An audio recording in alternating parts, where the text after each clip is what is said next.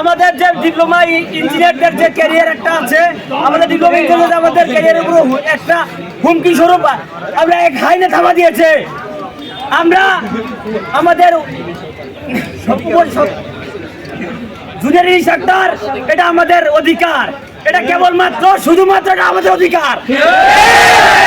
এখানে কেউ হাত দেবে, আমাদের অধিকারে কেউ হরণ করবে, এটা আমরা কোনোভাবে মেনে নেব না।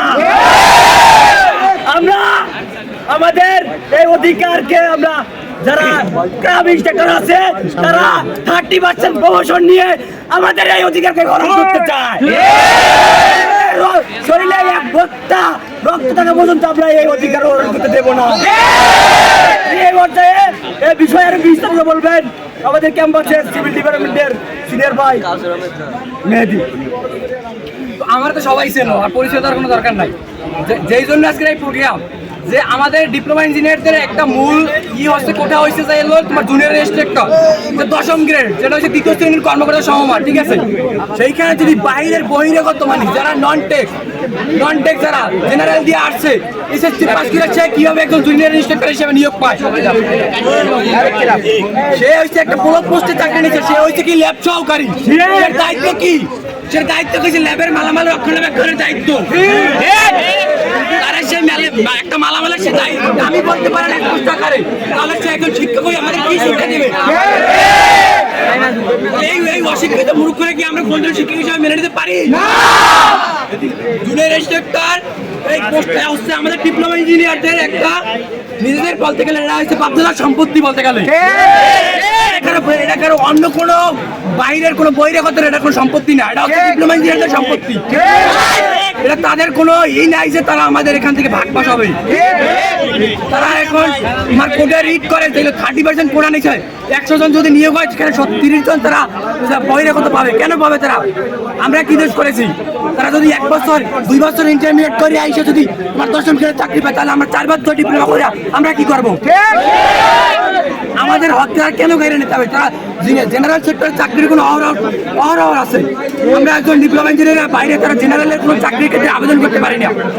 এটা আমরা বঞ্চিত না, তাহলে আমরা আমাদের কোথায় কেন তারা আসবে? আমরা এটা কোনোভাবেই মেনে নিতে পারি না। স্পষ্ট বিবৃতি, এই ক্রাবটা এই ক্যাম্পাসে কোনোভাবে ঠাঁই পাবে না। ততদিন পর্যন্ত আমাদের এই যে 30% কোটা দিচ্ছে, এইটা যতদিন পর্যন্ত স্থগিত না করবে এবং এই কোটা উঠিয়ে না নেবে, ততদিন পর্যন্ত আমরা আমাদের এই চলমান থাকবে, পরীক্ষা স্থগিত থাকবে, করবো না। এমনকি আমরা ফাইনাল পরীক্ষা পর্যন্ত বর্জন করতে রাজি আছি। স্পষ্ট কথা, যতদিন পর্যন্ত আমাদের দাবি না মানবে ততদিন পর্যন্ত আমরা রাজপথ থেকে লড়বো না, ততদিন পর্যন্ত আমরা পরীক্ষায় বসবো না। তুমি কে আমি কে? আমি কে? Diploma engineer. তুমি কে আমি কে? দেশ করার হাতিয়ার ডিপ্লোমা ইঞ্জিনিয়ার।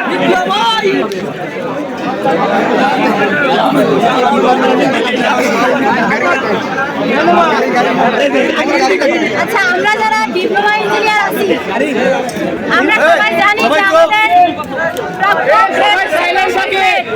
আমরা জানি যে সরকারি চাকরিতে আমরা 10ম গ্রেডের আশায় আমরা ডিপ্লোমা করতে আসছি। আমরা কিছুদিন আগে একটা আন্দোলন করছি ক্রাফট ইন্সট্রাক্টরদের বিরুদ্ধে, কারণ তারা মামলা করছিল যে তারা পদোন্নতি চায়। আমরা আগে থেকে ক্রাফট ইন্সট্রাক্টর পদটা, এই যে 13তম গ্রেডের যে পদ, এই পদটা হচ্ছে ব্লক পোস্ট, এখান থেকে কোনো ধরনের পদোন্নতি সম্ভব না।